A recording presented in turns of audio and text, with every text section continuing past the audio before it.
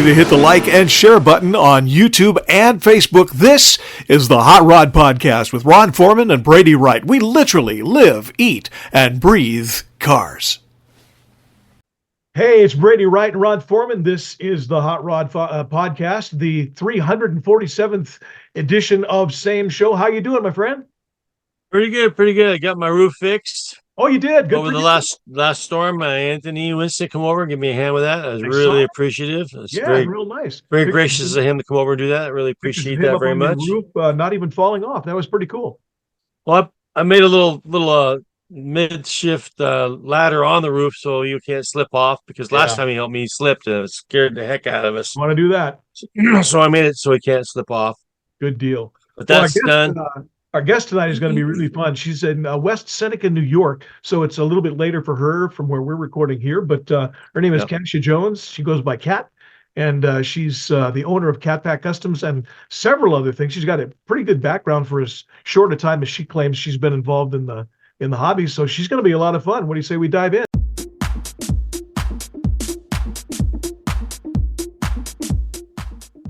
Hi, I'm Brady Wright. I'm the founder of the Idaho Hot Rod Hall of Fame, and I got some big news coming up that I think you'll want to know about. Now, if you're a car person and you're in Idaho, especially North Idaho, you probably are aware of the organization, but just in case you're not, what we do is we recognize hot rodders, clubs, and people who support the sport of hot rodding all through the state of Idaho. It is for Idaho people only.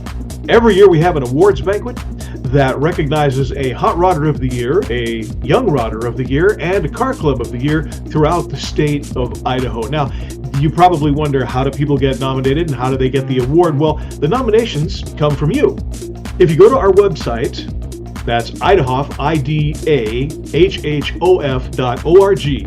There is a nomination form there. You can download it, or you can send an email to idahof@gmail.com, and we'll send you one for yourself.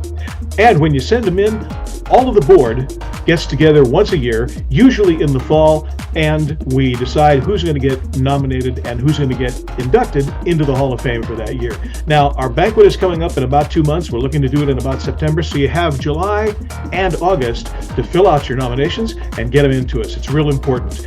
The nominations are self-explanatory. The form is real clear, and if you fill it out as completely as possible, whoever you nominate or whichever club you nominate has a pretty good chance of getting in. We induct one hot rodder of the year, one young rodder of the year, and one club of the year every year. But you can put your nominations in at any time. If we don't choose the person you've nominated, for example, this year, they may get in next year. Just depends on who else gets nominated.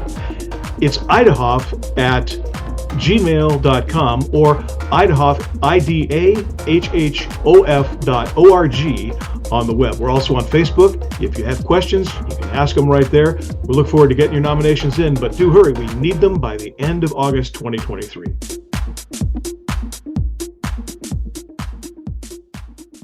So after the sterling introduction that we did, we now actually have Kat Jones on the Hot Rod Podcast with us. Welcome. And it's kind of later where you are.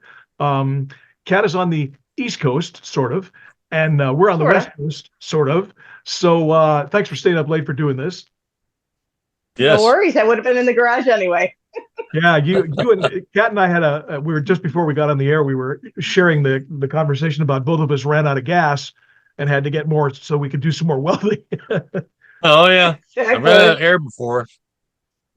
We're done. We're down that same thing. So Kat, I first off, I appreciate you being on the show. You got a lot of things in your background that got you to where you are, but for the people who are watching and haven't, had a chance to get involved, you're on Facebook under Kasia Jones, Mm-hmm. right? Yep. But Cat Pack Customs is one of your things, and I know you did some stuff with a pinup community for a while. So how did all of this gel to get you kind of where you are now? Well, I've always been into cars, did my own work on cars, oil changes, the like, very simple stuff, very basic rudimentary stuff. About 7 years ago, I met a guy and he had some cars and I'd always wanted one, and saved up money and bought my first car to do an overhaul and build on. And I haven't looked back since. It's just been a really fun journey. Now, what was that first car? That car was, well, his nickname was Mel after my late grandfather who worked for GM. It was a Chevy Fastback 1950. Oh, good year. That was an LS swap, bagged on all four corners. My first Nice. experience doing interior pinstriping, stuff like that. Yeah. Learned how to refine patina, which is a really cool thing to see a car come. I didn't really realize it until I sold it and then looked at the old pictures of the car and realized, wow, it really came such a long way from when I first had it. In fact, the guy that I bought it from originally, who had it in his garage, couldn't get it going, years later texted me and said, do you still have that car? Because I'd love to buy it back from you. Ah, So, Oops. but news you yeah, that car now well, last time I checked, lives in Texas somewhere. So living its best life down there. well, you know that those things have a tendency to sort of full circle. You did see, I'm sure, the Yes. story. I know Ron saw it. The original. Oh gosh, Yes. the T, The T. Yeah. that came out of Uncertainty. uncertainty. Thank you very Certain much. T. Yeah. Yeah. 50 years in a warehouse, Scott. nobody knew where it was. Yeah, what a great thing to see come out of the dark. I mean, Isn't Yeah. that cool? circle. I Yeah, I remember hope they put it that back car to the original red, though. I don't like Yeah. it in the yellow. You can see the original. You can see the original color under the yellow when they were showing the pictures of it. Yeah, Yeah. Who knows? They might leave it the way it is because it is a classic and it's survived what it is now.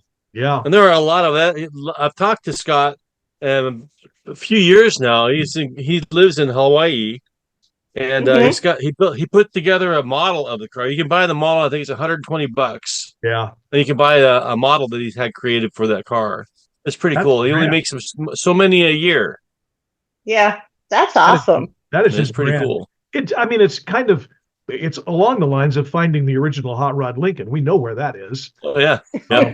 But I mean, how cool is it that those cars, those vehicles, those customs that were when we were kids, literally, are still out there someplace. A lot of them, and it's Yeah. pretty cool to see that sort of heritage. Now, I have the Tonka car of the uncertainty out in my garage. It's in two pieces right now. I don't want to accidentally drop it and make it worse than what it is. I bring it in. But it's pretty cool. I sent him a picture of it. He goes, "Yeah, I've got a couple of those. Like it's no big deal." He has the original one, He built it. So Yeah. well, I've seen your he probably garage. didn't make any money off of it, off the Tonka one. Oh, I'm sure. I've seen your garage, so I don't want you going out there without help. I understand. I need bodyguards. Well, at least a flash, a miner's helmet, something. Miner's Yeah. helmet. There you go. So, one of the cars that's on Kat's page is the Cat Stew, the Studebaker. Yes. Yeah, I That's saw that today. Pretty darn nice looking ride. So, tell me a little bit about that. Did you do all of that work yourself, or did you have help? Or Yep. how did Nope. you do all of it? I did all the work. My fiance, obviously, in things I had never done, he actually would be telling me how to do it. But we have a rule that I have to learn how to do everything and be able to speak to it, understand it. Good And rule. if I do ever have come to something where I have to subcontract out, full disclosure on those parts as well. It's Sure, very yeah. important for transparency, especially as a Yep. female builder. So Yeah. maybe guys don't go through this. I can honestly say that my Oh, yeah, fiance they do. never gets Don't let them questioned. kid you. No, that they don't. I was out at a show talking with Lou Santiago, and someone kept asking my fiance all these questions about the car, and he kept telling them, "Go ask her. It's her car. She built it." And they said, "No, but Right. you would know, right?" And it No. happens. It happens all the People don't time, get it. and it's yeah. So I learned how to, do everything from paint to body work to, refining my welding skills to rebuilding the engine transmission, doing the shift kit and transmission, wiring, glass install, all of that. Everybody has, So, I think, certain things that they gravitate towards and certain things that they mhm. run screaming from. Wiring? What was I love wiring. see? And I know I hate it. I have several friends that I understand wiring. I will follow Yeah. instructions, but leave me alone with it. It'll break. I'm pretty, Yeah. so you learn those things. But which of the things that you had to do with that car, with cars in general, What were the things that you gravitated towards, and what were the ones that you kind of went, until somebody showed you around? Yeah. Um, for me, I don't like doing glass install. Uh, I can do it. Jim and I have done several cars, all different types of windows, and really, we don't really have a problem. I just find it to be a pain to do, honestly. no. I get no pleasure out of the fact that it's finally in. Um, that being said, probably one of my least favorite, and I think pretty much anybody, including people who do it for a living, block sanding. I hate it. It's a disgusting, necessary process, and yeah, I'm glad when it's over with. So is my house. So is my vacuum, and my lawn. So it's one of those. It's a means to an end. So I get that, but there's Yeah. just so much work in between it. I mean, I'll never have fingerprints again. So it is what it is. Well, yeah, and it is one of those tasks where you got to do it, and it's just dog work. There's no Yeah. creativity to it. It's just do it until it's smooth, and then do it a little longer. And Can you see it? And then do I it don't know a if you can third, see it. and then do it Oh, a there you third time. yeah, Yeah. yeah. Can you see Yeah, it? Ron's showing a picture of it on his phone. I'm going to put a couple of those things in here as we do the show. Yeah. A couple of breaks in here at some point or another, and we'll put some of those pictures up. Um, it's So a is great that car. Now, what's the name of that car? Is that the what's it? What are they? That's not It's the called it's called the stew, Let's do. because This is stew. I love the old BBC car show with the Yeah. Stig, and I watched that.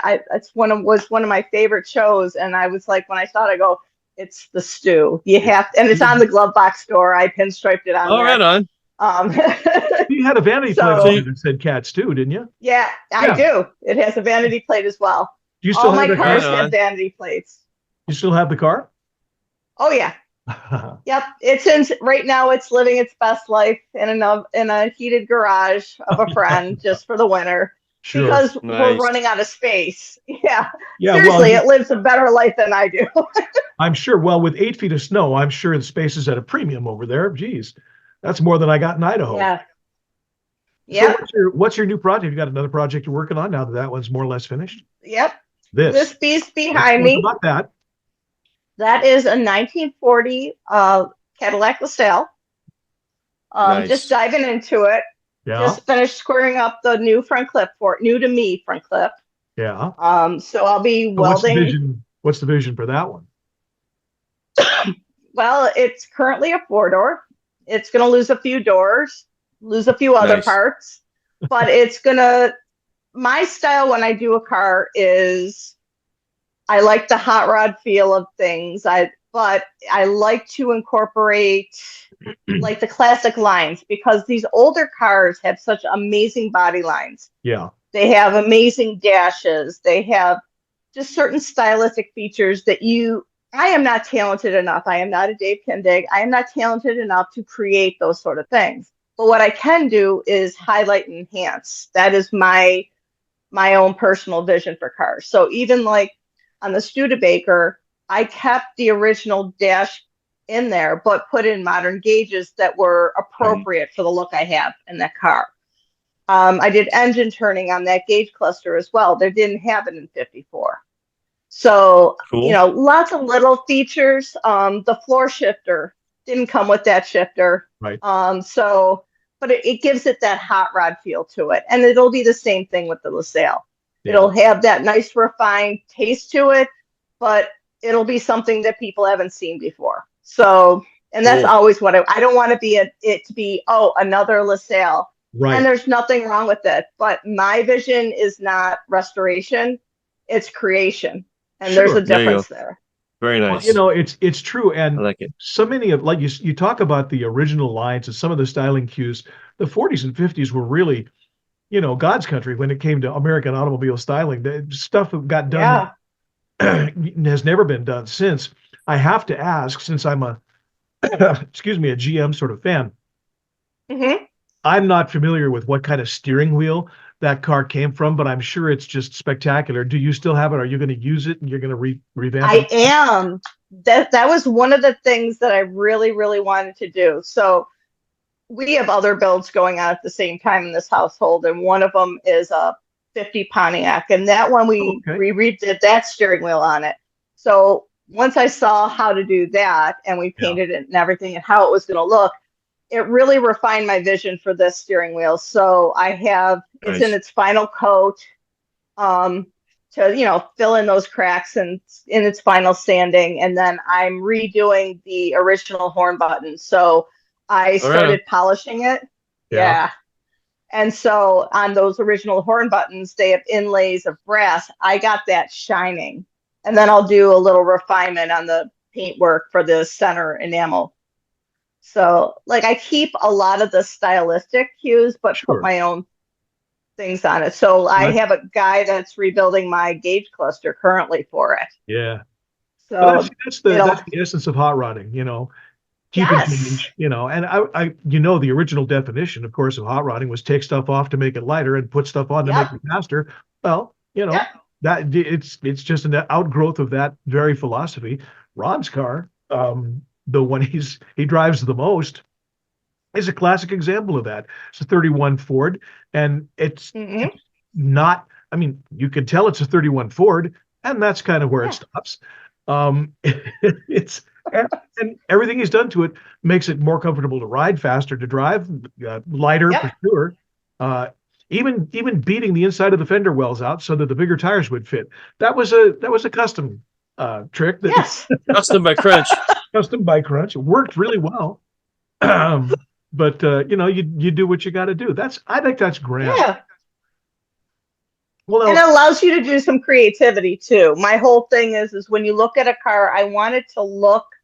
To me, I always say when I've gone to car shows and I would look at certain cars, you see the outside of it, and sometimes it doesn't quite gel with me how someone stylized it, but it's their style. But if I look in a 54 Studebaker and inside looks like a 2010 Honda Civic, we have a problem.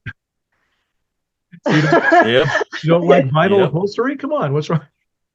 And plastic. I have big. Panels? I mean, come on. Yeah. Oh well, heat mail will start. Yeah. Well, that's just another thing on the punch list that you can change. This, little by little. No, with the kids coming up today, they don't have a lot of money and they're just trying to get by and build what they can. You can't slide it for trying to take a car and make it their own and make a hot rod out of it. Yeah. Yeah, and we see it a lot here. They soup up all their cars, and I don't have a problem with it. I think it's great, and I think it falls right into the line of hot rods, doing what you can on your budget and everything else. My whole thing is please make it safe, make it streetable. Exactly. And that's my biggest problem with certain builds is they're not going to go for a cruise in those cars. They're just not. No. Now, one thing that I mean, Ron and I are big fans of, all the old American iron, but hot rods are hot rods regardless of where they came from. And I've got a couple of guys in my car club over here who've got, one of them has an MG midget that he's playing around with, and one of the guys has a Volvo. And I just happened to know, having surfed through your stuff, that you had some hands on a 61 Volvo, did you not? That ended up going to the 544. It's actually out at Barrett Jackson right now. It's funny. Those things, I always thought those things looked like a 40 or a 41 Ford, in three-quarters. They do. But so tell me how that one came about? Because you were the one. I actually met Bogey when she came to Buffalo a few years ago for one of the largest indoor car shows, Buffalo Motorama. And so I had my Chevy in the show, and the guy that runs it, he brought in her and Kev Dog from Kindig's Garage. Right. And he said, we're going out after the show. Why don't you join us? And I got talking with her and hit it off, and her and I kept in contact. At the time, the all-female build she had going on, I wasn't able to join due to work. But a few years ago during COVID, I had an opportunity to go out there for a week and work on that car. So I did some metal fabrication. What fun. Yeah. That's a lot of fun. The picture of that sitting at Barrett with the front on picture. What a great looking grill. Minimalist, but really clean. Yeah. Yep. Yep. Just, And it's really cool how she incorporated. Now, there's a car where it was incorporated with a modern drivetrain. It basically yeah. is almost like a skin over a car, but she really incorporated a lot of crossover features between modern and old school cars. Yeah. Well, I think that's one of the watchwords of modern hot rodding is, you don't have to have a flathead. You don't have to have juice brakes. I mean, maybe it was original, Yeah. but discs are a lot It safer. helps. Let's be smart. Yeah. We're going to cruise it. You want to be, you want to be Yeah, able to slow down exactly. when time comes. That's grand. So tell us about Cat Pack Customs. What's that? What does that do? Is that just an kind of a overcoat for your work, or is it actually a business where you do projects for other people, or what? I don't do projects for other people. It's more of a promotional company. Got it. So I try to partner with people who help on my builds and do promotional work for them. I work very closely with Summit Racing.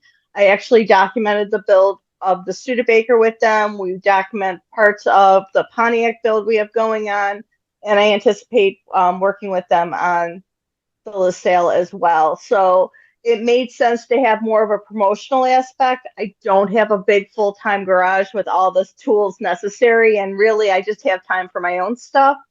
But I like to promote the hobby. There really is not a lot of people who talk about the hobbyist. Everybody, I get inspired all the time from the big time builders. I have been very, very lucky to meet a lot of my idols. Yeah. But that being said, you don't really hear a lot about the home builders, and I think there should be more of it. So why not me? I mean, that's literally been my motto the past 7 years of doing this is why not me? And show me how you did it, and I'll figure it out. I mean, literally, those are Right. basically all I say all the time. It's funny, when Ron and I started this show, we had another show some years ago that was focused on, industry people and stuff like that. And when we decided on this one, we kind of looked at each other and said, we really should concentrate on builds. We should concentrate on the people who are doing stuff like that. Because not that there's anything wrong with, There's not. big names or anything like that, but there's a whole bunch more people who are building something in their garage with whatever spare money they can cob together. And everybody's Yep. vision is kind of unique. Let's talk about those people. Let's bring those guys and those women in, Well, Yeah. that's where you I get where love that. the term come out. I'm building it for myself. I'm not building it for you. So you got to be super, super critical of not putting anyone down about what they're building because Sure. it's their dream, Yeah. it's their art, Yeah. and they have pride, and that's using the pride in a good way, and not Yep. being too ego about it. But it's a reflection of what they're building is who they are, and it's just carries on Yep. into the sport. It's a lot of fun. Makes it fun. Absolutely. It's not fun. It's not worth doing. So let's go have some fun. That's what I There you always say. go. Ab- There you go. and build it to drive it. I mean, don't Right. keep it in the Safely. garage Thank you. and wipe it. Yeah, and wipe it down and look at it. And if you can't drive, hey, you want to hold on to it. Absolutely, I understand that. But I'll tell you, I drive my cars all over the place.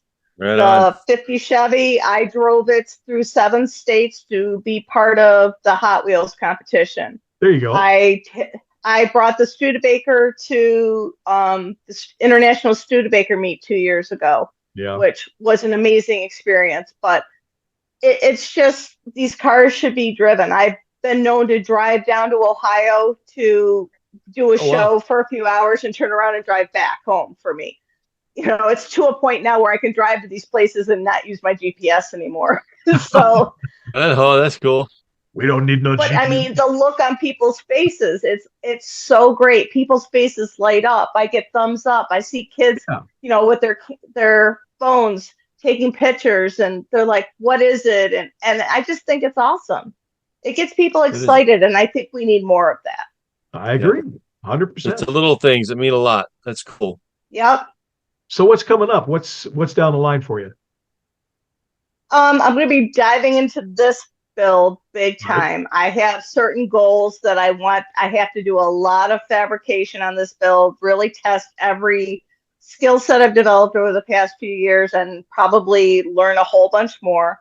I have a motor and transmission that's right in front of me as we're talking that I have to get cleaned up and painted and get that off my to-do list, and just sort of really get this thing moving forward. I mean, I really would love to be able to bring it to some shows in 2025. That's a big, big wish list.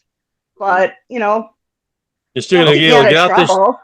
You're still gonna be able to go out and cruise for 2024, though, right? You're not gonna just. Yeah. Yeah. I'll be at Syracuse Yeah. Nationals again with the Studebaker. There's a Nice. couple of shows that I've been invited to be at.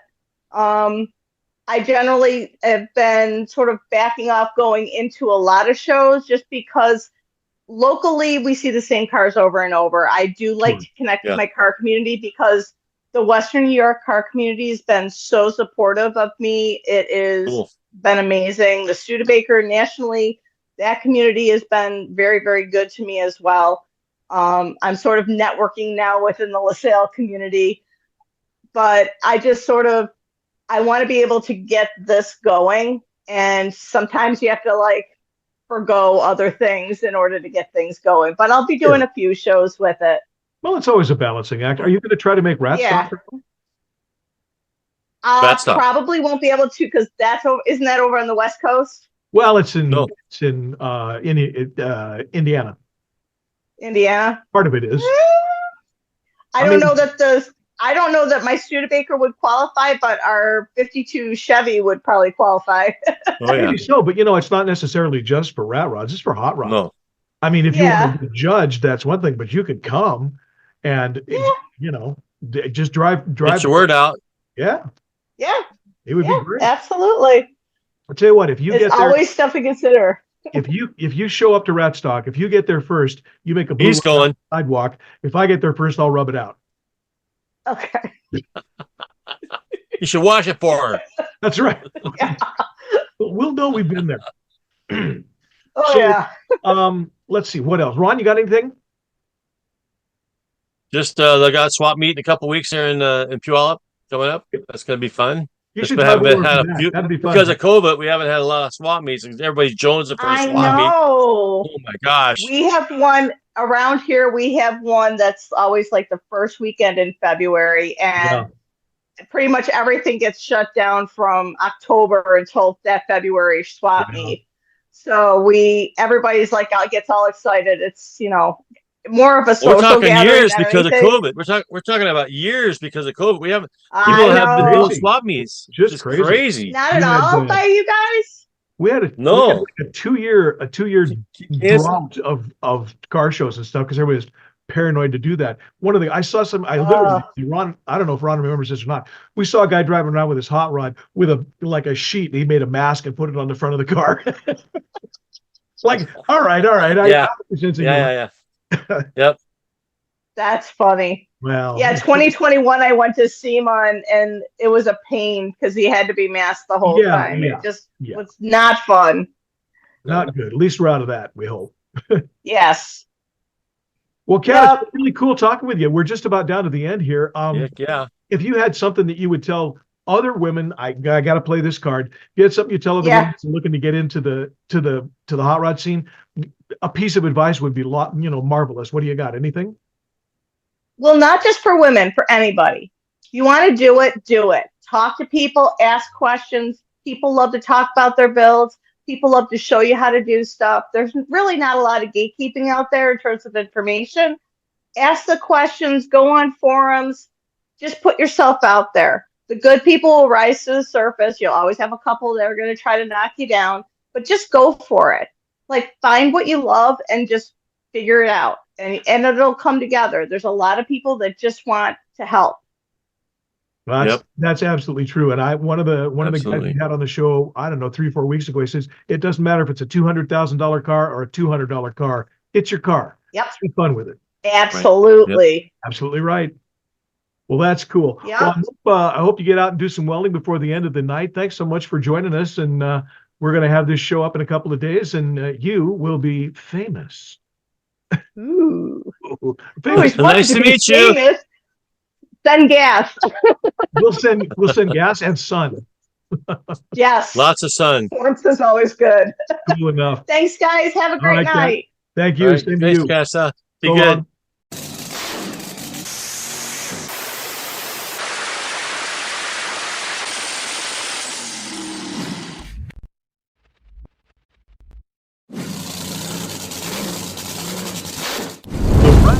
Bastards Car Club of Idaho loves a good time, and we'd rather build it than buy it. We're a family-oriented, nonprofit car club that welcomes all 1969 and older, in the rough as enough, real steel and iron. We're all about old school, traditional hot rods and rat rods. We get together, we have fun, we help each other build, and we cruise like crazy because that's the way car clubs are supposed to be. The Rat Bastards of Idaho is a new class of old school. Our signature event is the Infestation Show every July. Check our Facebook page for location, time, and date. We're charter sponsors of the Idaho Hot Rod Hall of Fame and the Hot Rod Podcast. Join us at cruise-ins all over Idaho and eastern Washington. Joining the club is easy. Just contact us through the club Facebook page or contact us at any event. Check us out on the Rat Bastards Car Club pages on Facebook.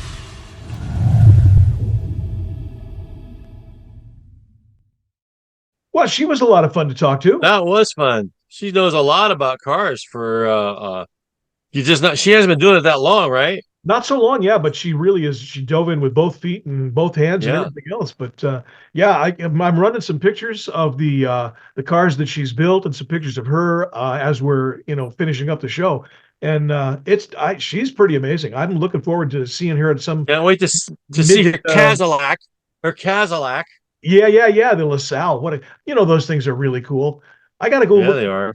Look one up and just see what the steering wheel looked like. I don't know why steering wheels have. That's a good idea. Hey, next week we got a great guest too. Bob McLean is going to come along and talk about Father's Day car show at Valley Real Life Church, which is going to be a big one. So look forward to that. Cool. All right. Then. Catch you next time around. Bye.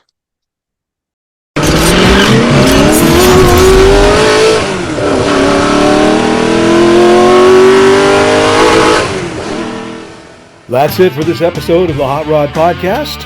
Be sure to like and subscribe to our show, and we appreciate it if you smash those notification buttons too, so you'll know when a new one drops. For Ron Foreman, I'm Brady Wright. This has been the Hot Rod Podcast. We'll see you on the next one.